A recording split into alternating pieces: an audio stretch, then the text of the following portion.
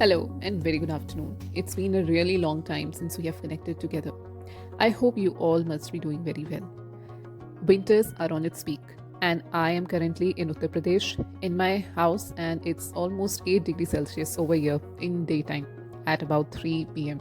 I hope that the other northern parts of the country might also be as cold as I feel here. Well, now is the time after 1 month that I'm going to harvest my spinach that I planted in some of the previous videos. The seeds have grown tall enough, and if you could see, the leaves have become tall and lustrous. अगर इसे major किया जाए तो leaves की length almost 4 centimetre है और एक average width और हाइट इसकी 3 to 2 सेंटीमीटर की होगी। इस स्टेज पे आप अपने लीव्स को हार्वेस्ट कर लीजिए, क्योंकि अगर लीव्स इस स्टेज पे हार्वेस्ट नहीं होते हैं तो वो आगे जाके सक्यूलेंट नहीं रहेंगे और कड़े हो जाएंगे, उनमें वेन्स डेवलप होने लगेंगे और साथ ही साथ फ्लावरिंग का भी टाइम आ जाएगा। किसी भी लीफी ग्रीन को हार्वेस्ट करने का सबसे अच्छा तरीका ये होता है कि आप उसकी सक्यूलेंसी चेक करिए।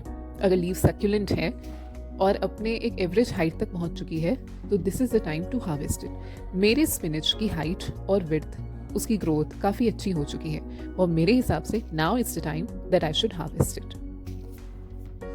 स्पिनच को हार्वेस्ट करने के लिए आपको किसी तरह के स्पेशल इक्विपमेंट्स की ज़रूरत नहीं है। अगर आपके पास एक सिकेटियर है या फिर नॉर्मल पेयर ऑफ सीजर्स हैं तो आप उससे हार्वेस्ट कर सकते हैं। मेरे पास यहाँ पे सीजर्स हैं, but I think hand harvesting ज़्यादा अच्छा होगा। मैकेनिकल हार्वेस्टिंग से हम वीडिंग भी कर सकते हैं, तो देखते हैं, ट्राई करते हैं। कुछ समय तक यूज़ करते हैं पेयर ऑफ सीजर्स जब तक हम कर सकते हैं, उसके बाद हाथ तो है ही। धीरे धीरे करके almost half of the harvesting हो चुकी है। बीच में मैंने पेयर ऑफ सीजर्स यूज़ करना बंद कर दिया क्योंकि ये काफ़ी टायरसम था।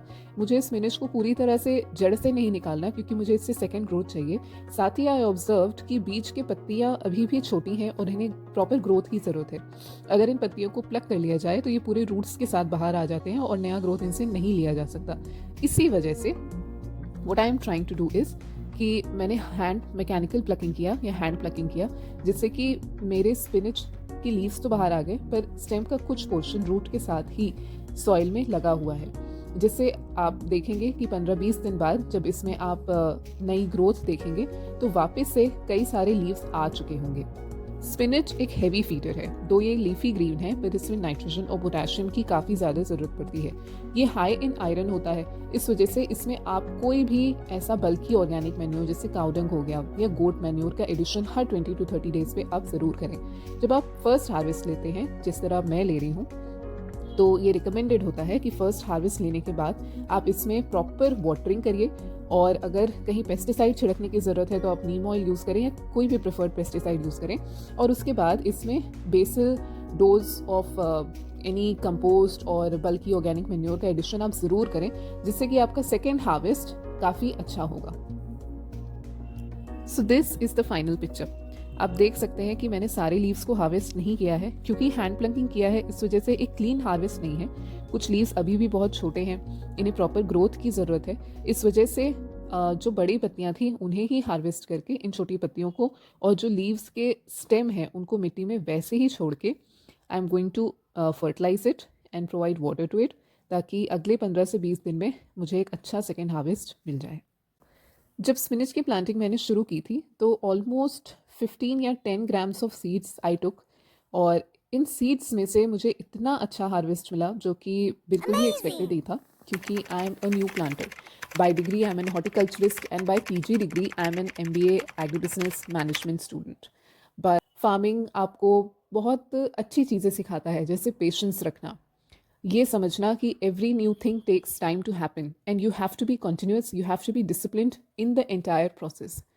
अगर हर फार्मिंग के समय आप किसी भी टाइम पे पानी नहीं डालते हैं, फर्टिलाइजेशन नहीं करते हैं, प्रॉपर प्लांट का ध्यान नहीं देते हैं, तो प्लांट में बहुत जल्दी पेस्ट और डिजीजेस लगने लगते हैं।